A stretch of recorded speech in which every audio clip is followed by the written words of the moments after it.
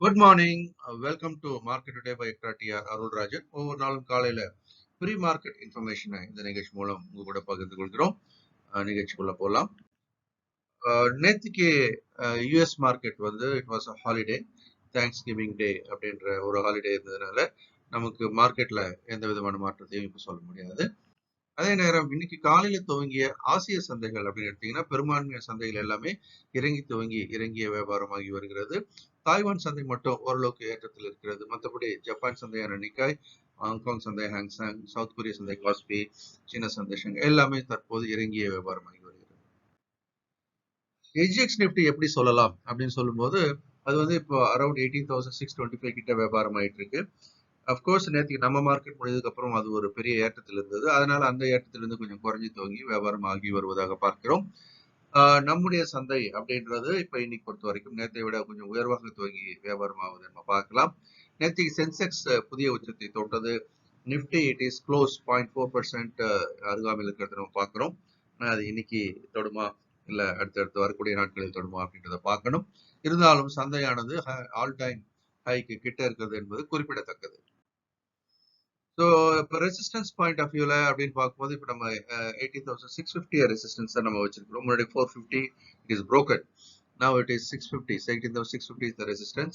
Of course, support level still we are maintaining at 17,950. Any correction then we will look into that could be the strongest support level. So Nifty ஓட நிலவரம் இதான்.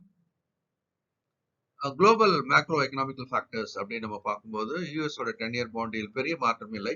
So around this 3.66 3.69 இந்த ரேஞ்சில் தான் வியாபாரம் ஆயிட்டு இருக்குது பார்க்குறோம். அதே மாதிரி டாலர் இண்டெக்ஸ் அப்படின்னு பார்த்தீங்கன்னாக்கா இந்த 105.84 கிட்டத்தட்ட அந்த சப் 106 லெவல்ஸில் தொடர்ந்து இருக்கிறத பார்க்குறோம். பிரெண்ட் க்ரூட் வந்து நேற்றுக்கு $85 இருந்தது, இன்னைக்கும் $85.4.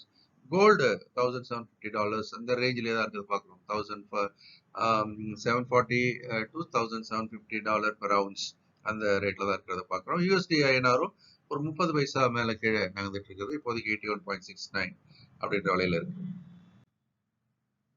எஃப்ஐஎஸ் நேற்று காலத்துல இறங்கி அதிகமான அளவில் வாங்கியிருக்கிறாங்க.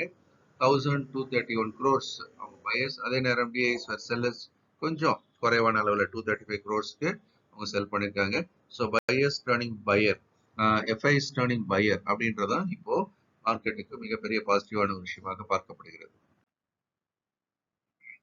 கேண்டில் வைஸ் பார்த்தோம் அப்படின்னு சொன்னா நேற்றுக்கு முடிஞ்சது பலமான ஒரு புல் கேண்டில் முடிஞ்சிருக்கிறத பார்க்குறோம். அதே நேரம் இனி இறக்கங்கள் வரும்போதெல்லாம் மீண்டும் மீண்டும் பவுன்ஸ் ஆகிறதுக்கான வாய்ப்பு மிக மிக மிக அதிகம். அதனால இப்போ மார்க்கெட் வந்து மிகவும் வலிமையாக இருப்பதாக நம்ம பார்க்கிறோம்.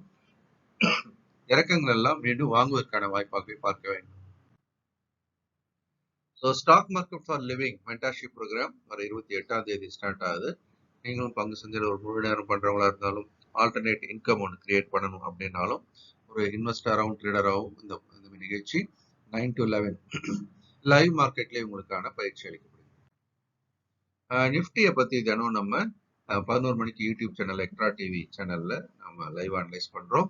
டெய்லி பணம் பண்ணுவதற்கான வாய்ப்புகளை அடையாளம் பார்க்குறோம். நேற்றுக்கும் நல்ல ஒரு வாய்ப்பை அடையாளம் பார்த்தோம். வாங்கி விற்கிறதுக்கு நல்ல பலன் கொடுத்துருக்கோம். தொடர்ந்து பாருங்க. இந்த நாளும் இனிமையான நாளாக இருக்க என்னுடைய மனமார்ந்த வாழ்த்துக்கள்.